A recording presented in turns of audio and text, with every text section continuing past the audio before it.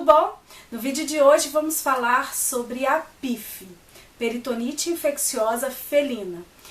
Esse vídeo foi pedido por uma seguidora lá no Instagram, que na verdade foi em função de um animalzinho que eu diagnostiquei e cheguei a fazer o tratamento, mas ele faleceu, né? E a gente conseguiu fazer a necrópsia desse animal e a gente fechou o diagnóstico como PIF.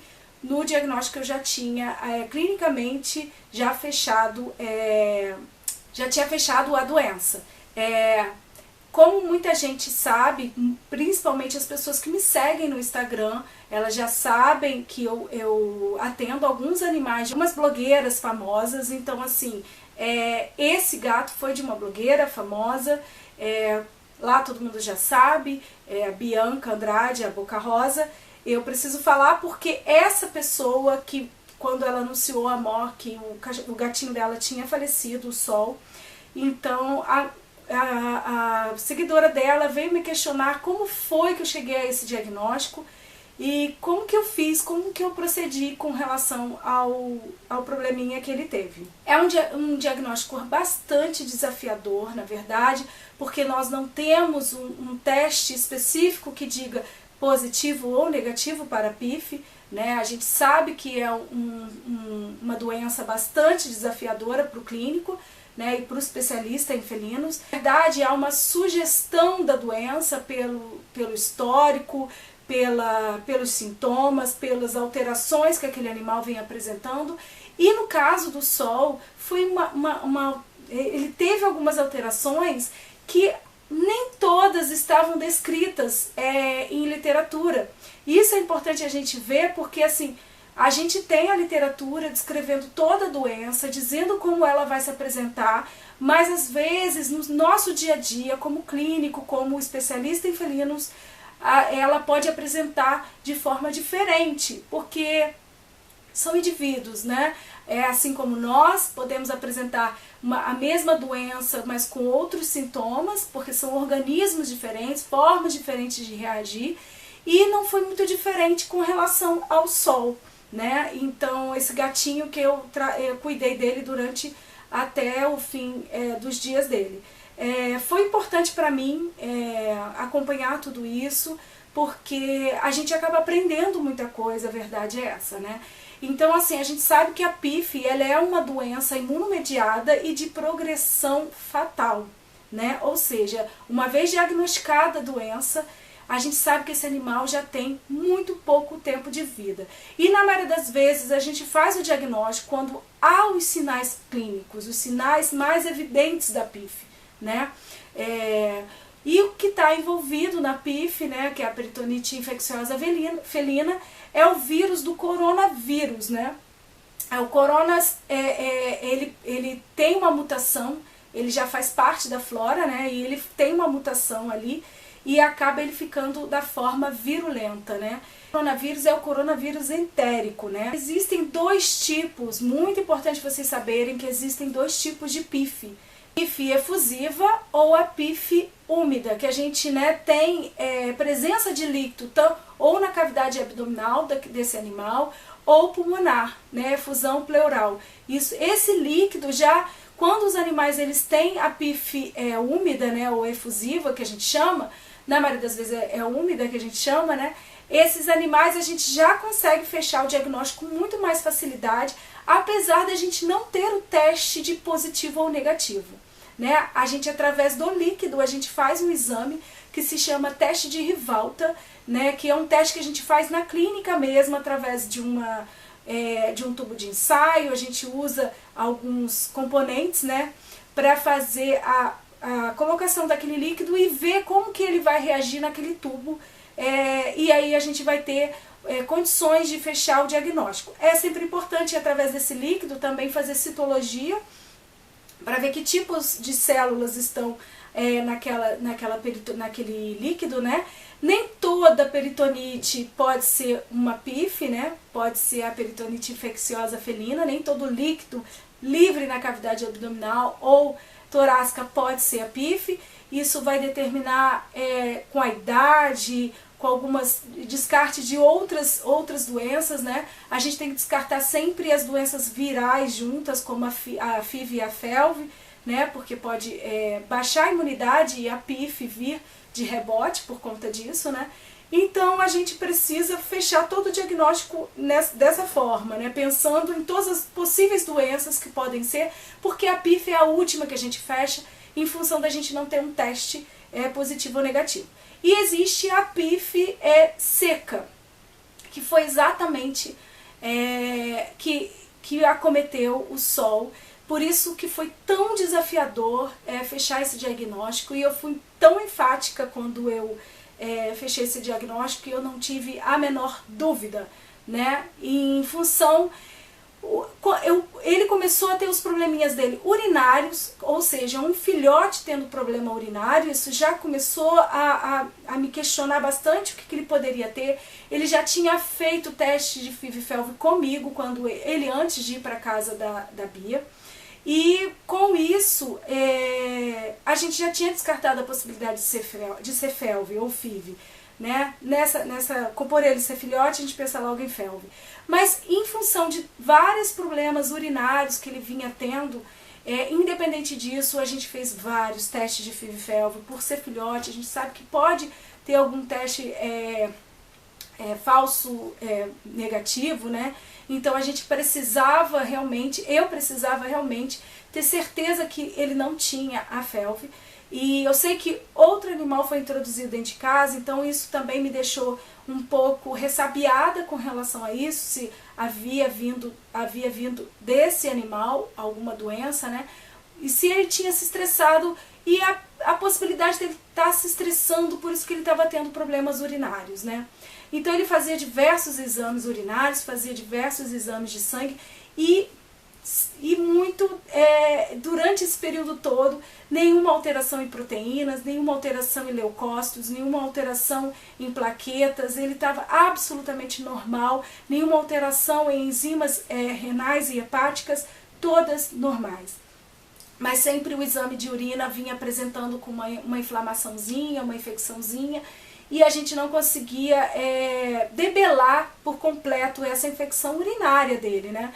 Bom, em função disso ele começou a ter alguns sintomas importantes, como tremores, e a gente para e pensa se tremores era por conta de febre, se era por conta de dor, apesar que a gente sabe que gato, quando sente dor, ele tem cialorreia, ele baba muito, isso é importante a gente saber, ele tem vômito, isso ele não tinha, ele continuava comendo normalmente. Isso também é uma característica, às vezes, da PIF, que ele pode ficar comendo normalmente, às vezes ele come até coisas que não deveria comer, né? Então, a gente percebia que às vezes ele ficava muito caído, ele começou a se esconder, ele não queria mais ter contato com as pessoas, então isso começou a gente a perceber que tinha alguma coisa diferente. E era neurológico. Eu até então não tinha diagnóstico, porque todos os exames, a gente mandava fazer exames quase que semanais, ele fazia exames. Até que um belo dia, um desses exames, numa dessas internações, porque ele chegou a ser internado várias vezes, numa dessas internações, o Sol apresentou as proteínas plasmáticas aumentadas. E daí eu pedi para fazer as proteínas totais e frações, e aí a gente conseguiu. De fato, nesse momento, a gente que eu falo né, mas parece que eu tenho uma equipe, mas é mania de falar. E aí eu cheguei a um diagnóstico de que era PIF, porque ele já tinha apresentado as globulinas as globulinas muito altas. Então, dali, eu já sentei e conversei, tanto com a Bia, quanto a pessoa que cuidava do Sol, que é a Andressa, né, a Andresa, e a gente começou a conversar e eu falei da possibilidade de ser PIF.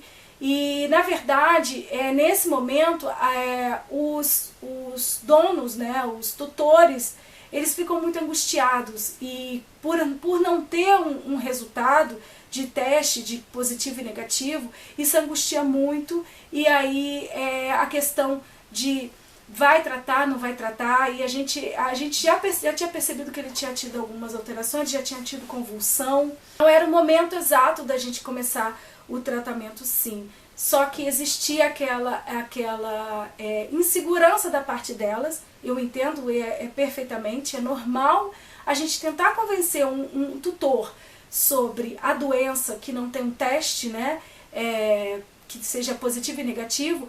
Eu até expliquei, o único teste que a gente vai ter, o exame que vai dizer que ele tem PIF, infelizmente é a necrópsia, né, é a única forma da gente ter. Existe a biópsia também, a possibilidade de fazer biópsia. E outra, existem vários testes, né? PCR, ELISA, imunohistoquímica, mas nada disso ia adiantar, que a gente também não ia ter uma decisão assim, ou não é. A gente poderia ter uma sugestão, como eu já tinha dado a sugestão que seria a PIF. Enfim, através das proteínas totais e frações, eu cheguei a esse diagnóstico e iniciamos o tratamento. Ele teve uma resposta muito boa durante o tratamento, mas sabendo que ele já tinha alteração neurológica, já tinha tido convulsão, já tinha tido alguns problemas bem sérios, eu já sabia que a vida dele ia ser muito curta. E no meio do tratamento, infelizmente, ele teve uma regressão muito grande, e foi o momento que eu vi que ali a gente já não tinha mais nada, absolutamente mais nada para fazer. Então, foi aí que ele veio a falecer, depois de alguns dias de internado, e aí a Bia decidiu fazer a necrópsia, o que eu acho muito bom, para a gente ter realmente certeza de que, até porque ela tem outra gatinha, né, que fez o tratamento, a gente terminou o tratamento há pouco tempo, ela está bem, mas a gente precisa ficar de olho, porque a forma de contágio da PIF, ela é orofecal, é por lambedura, é um processo muito próximo, e eles comiam da mesma pote, bebiam água no mesmo pote, usavam a mesma liteira, né, onde iam defecar, e o fato dela ter contato com as fezes dele, ela poderia ter se contaminado sim. E essa questão da contaminação vai depender do sistema imunológico dela, de responder àquele coronavírus e ele ficar virulento dentro dela, né? Que é o que está acontecendo neste momento. Basicamente é isso.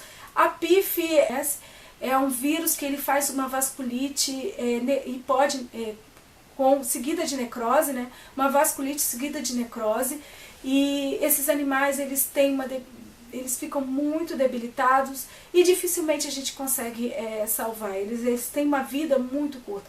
Quando eles têm resposta do tratamento, né, são 3 meses, se eles, na primeira semana, eles começam a ter boa resposta do tratamento, e isso se mantém durante 3 meses, né, porque aí a gente vai manter o tratamento durante 3 meses, depois para progressivamente o tratamento, esse animal ele tem uma expectativa de vida aí de 1 ano, mais ou menos. Isso depende muito do organismo do animal, né? No caso dele, infelizmente, durante o tratamento, mesmo ele tendo uma boa resposta, durante o tratamento houve alguma coisa ali que a gente não conseguiu detectar, que ele veio a falecer e não responder mais o tratamento. Bom, gente, basicamente é isso é para responder a leitora. Eu não me lembro o nome dela, infelizmente, mas eu vou tentar achá-la e avisá-la, né, que eu fiz o vídeo, e espero que isso esclareça e consiga ajudar muita gente, né, esse tipo de vídeo, porque eu quis relatar mais como foi o caso dele, porque eu achei que foi super interessante. Entendam, interessante que eu quero dizer a forma que ela se apresentou, a forma que ela veio e a forma que eu cheguei ao diagnóstico, o tratamento que foi instituído e a importância, né, do tutor estar ali de olho, vendo todas as alterações daquele animal e acompanhando, fazendo uma boa alimentação. Ok? Bom, gente, eu espero que vocês tenham gostado, eu espero que eu tenha respondido a pergunta da leitora, né? Se ela se ficou alguma dúvida aí, qualquer coisa, deixa aqui embaixo que eu respondo com o maior prazer. Se quiser, eu faço um segundo vídeo falando mais especificamente da PIF mesmo, se quiser. Eu acho que basicamente falei bastante coisa da PIF, né? E espero que vocês tenham gostado. Deixa o seu like aqui embaixo, se inscreva no canal e espero vocês nos próximos vídeos. Lamejocas para todos e tchau!